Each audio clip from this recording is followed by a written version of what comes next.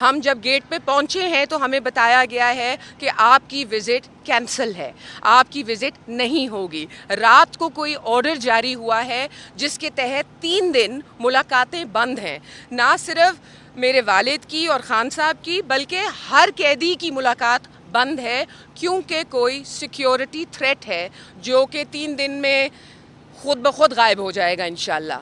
تو ہم یہاں آئے ہیں آپ سے پوچھنے، قوم سے پوچھنے اور قوم کے رکھوالوں سے پوچھنے، کیا ایک باپ کو بیٹی سے تھریٹ ہو سکتا ہے؟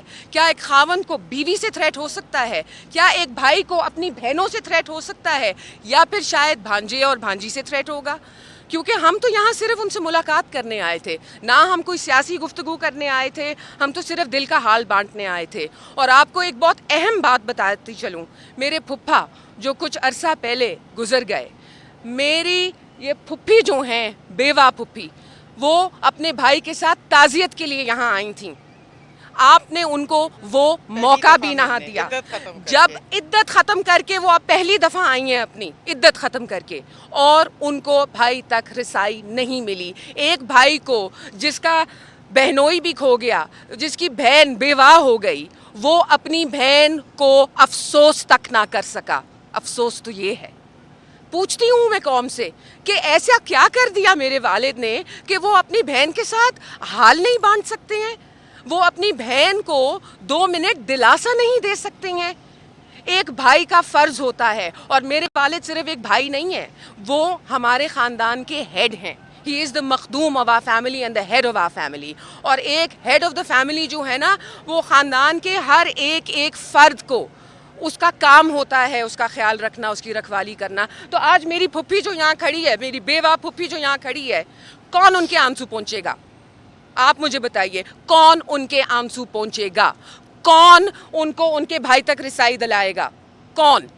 وہ سفر کر کے آئے ہیں، ہر کوئی یہاں دور دور سے آیا ہوا ہے، لیکن رسائی نہیں ملی ہمیں۔ مجھے نہیں پتا میرے باپ کو میرے سے کیا خدشہ ہو سکتا ہے، لیکن یہاں پہ ایک فرد جو کھڑا ہوا ہے وہ جان چھڑکتا ہے مختوم شاہ محمود قریشی پہ۔ تو بتائیے، جان چھڑکنے والا کبھی اس سے خدشہ بھی ہو سکتا ہے؟ اب میں چاہوں گی کہ میری والدہ اور اگر کوئی اور خاندان کا گفتگو کرنا چاہے تو وہ کرے، لیکن یہ جو ظلم ہے، یہ جو ناانصافی ہے، پہلے ان کو آپ نے قانون کی خلاف ورزی کرتے ہوئے پابند سلاسل کیا، ان کو سولیٹری کنفائنمنٹ میں رکھا، دیٹ واز ناٹ انف۔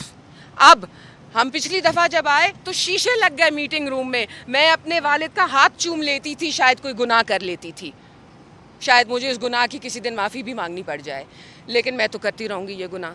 وہ میرا والد ہے، اس کے لیے میں جان بھی دے سکتی ہوں۔ بس جو انہوں نے کہہ دیا گوہر بانو نے، یہی ہے کہ ہم بہت دل برداشتہ ہیں، ہمارے دل ٹوٹے ہیں۔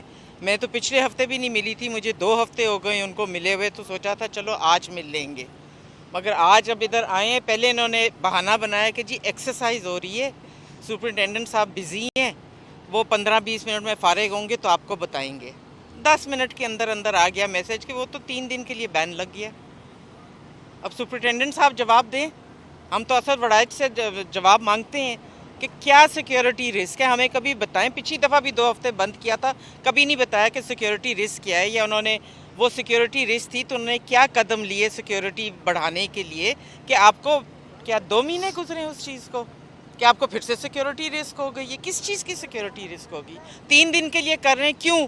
کیونکہ تیسرے دن وینسڈے تک کو، بدھ کو ان کا فائل دیے جا رہے ہیں اور اس کا شاید فیصلہ آ جائے، اس لیے کر رہے ہیں کہ 3 دن ملنے نہیں دینا، اس لیے کر رہے ہیں کہ وہ ہمیں کچھ کہہ نہ دیں، ہمیں کچھ بتا نہ دیں۔